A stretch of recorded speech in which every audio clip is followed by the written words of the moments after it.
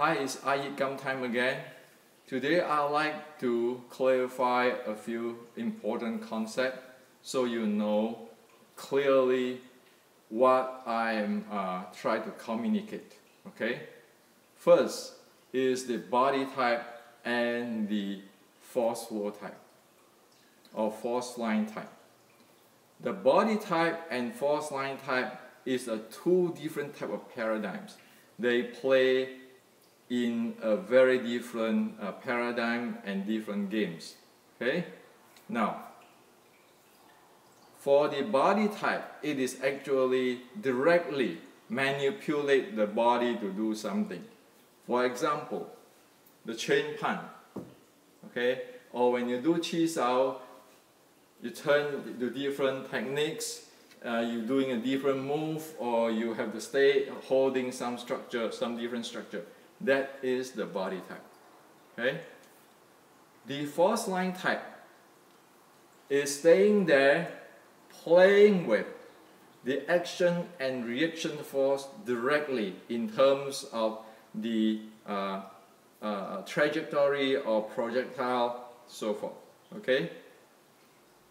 So, for example, a guy who do body type in chi sao will do this whole bunch of different techniques and move.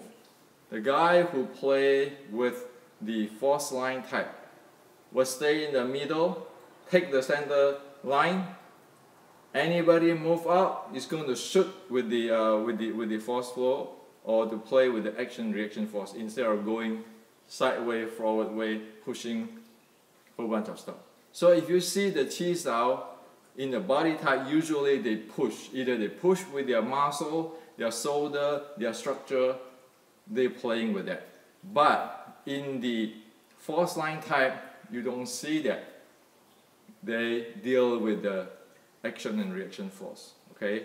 These are two different paradigms and two different type of games. Wing Chun, inch power or inching, is a force line type of paradigm.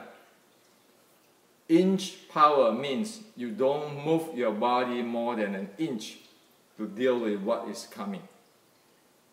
This is not inch. This is moving around. That is body type. Inch is here. If I capture this center axis, you move away there, I'm going to shoot you in. And not the hand going, but at the contact, the force flow will go in. Okay? So these are two different paradigms we need to clear about. The second thing is about the 13th state. 13th state is the specific details, okay, of the first 4 core elements of the 6 core elements. Okay? So we need all these details, this state, to be able to know or identify what are we developing and to be able to verify, examine what are we doing. For example, okay, the first 3 states of the 13th state, which belongs to the physical element, which is be able to open up the joints of the body, be able to loose and manipulate the body, be able to attain light. Okay? So this is the 3 states. So in other words, this is the 3 progressive ways or steps or levels of handling the body. The basic level is be able to open up the whole body. The second is be able to move in a loose while the body has been opened up. The third is a lightweight, meaning that one be able to open up the body, move the body loose, and it is real lightweight at that state. Okay? Now, that's the first 3 states. Now you go to the mind. We know mind has 4 functions, okay, and 3 states. Do not get confused. The four function is the thinking, visualizations, intention, and awareness. The three state, which is the settled, quiet, and peaceful, is actually refer to the stability of the mind state. It is not to do with your thinking, okay? And a lot of people have no idea there is four functions in the mind element. They thought everything, the whole world's got to do with thinking. Especially watch out for people who read Zen book. They thought, oh, monkey, mind, this and that, but they never know there's a four function there, okay? So the three state in the mind element got nothing to do with your thinking or your philosophy or your called monkey mind or whatever. Those are different stuff. This is about the stability, meaning that when you get into the awareness or you drop the thinking, you drop the intention of visualization, you can be in the awareness, and how stable will you be able to be there, okay?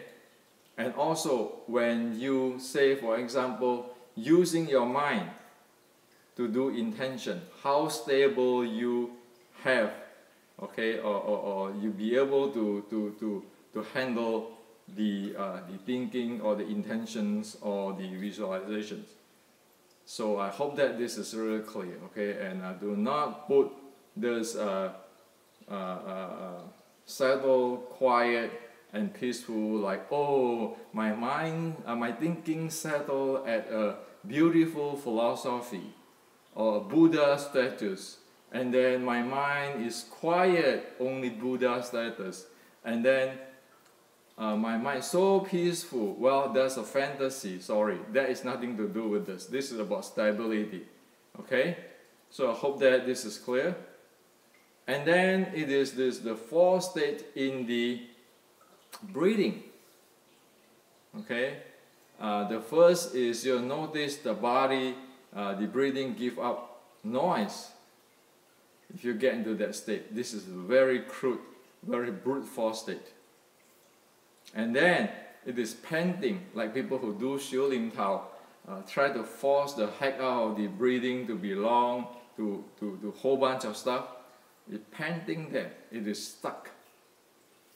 The third state is usual normal people. They are not breathing with noise or panting, but their breathing is really shallow. The fourth state is the state which is one can do full body breathing, deep full body breathing in a really light way, okay? Very smooth and like the full body, so it's like levitate, the feeling of those breathing, okay? So there's a four state in the breathing element.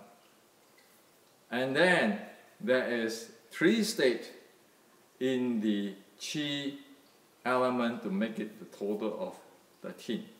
The first state of the Qi element is the readiness, meaning the body is conditioned after the first 10 state, the 3 states in the physical, the 3 state in the mind, the 4 state in the breathing. It reach the state of readiness to be able to sense the Qi flow or the energy without block itself. That's why it's called readiness, the ready state.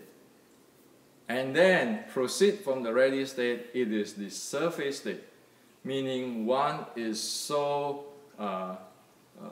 mature, developed now that they don't block their own energy flow, and they will be able to sense gradually the energy activity in their body. And proceed from that is the chi flow handling state. Due to one be able to sense the energy activity, one then be able to manage the flow of the energy or the chi, as in Chinese medicines, to go through the 12 meridians and so forth. Okay, so this is all tangible thing which is one can sense. It is not something which is philosophical or Zen or Tao, you know, all those stuff.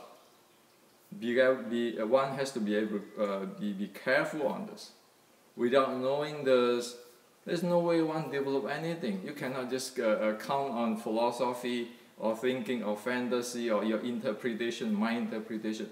It have to go down to the bottom line and be able to get to this physical world. Otherwise, it is some kind of woo-woo. And this type of stuff, you'll be able to get into the biofeedback lab and measure the difference. Maybe you'll not be able to measure directly, but you'll be able to measure it indirectly. Okay? You'll be able to know the difference. So at the last thing, people often saying, oh, be soft and you get the power, and this internal. Or using your mind. Is that true internal? No. Real internal is a force line type of stuff. Okay? Be it Tai Chi or Xingyi or anything in Chinese internal art. It is a force line play. You can be soft, loose, and using your Yi, your mind and everything. If you do not know how to play with action-reaction force, you still don't get it. It is a different paradigm. So soft, Zen, mind, all those stuff got nothing to do with force line handling. If you do not know it, you cannot handle it. So it will default into using the body type, because human default is using the body type. Hopefully this explained thing clear for you.